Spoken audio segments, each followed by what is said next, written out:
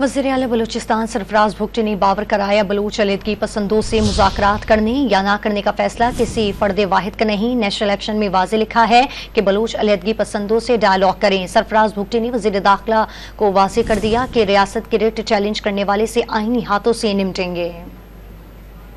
political जमातें हैं वो ये बिलीव करती हैं, क्योंकि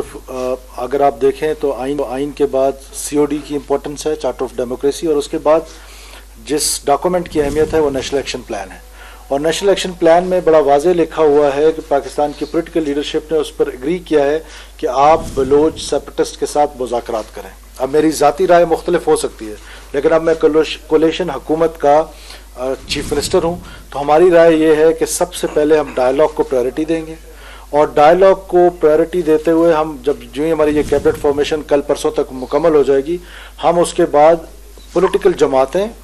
जो ख़ास तौर पे कौम परस्त पॉलिटिकल जमातें हैं, हम उनको दावत देंगे कि आप वे फॉरवर्ड लेकर आएँ कि आप मुज़ाकरात करेंगे,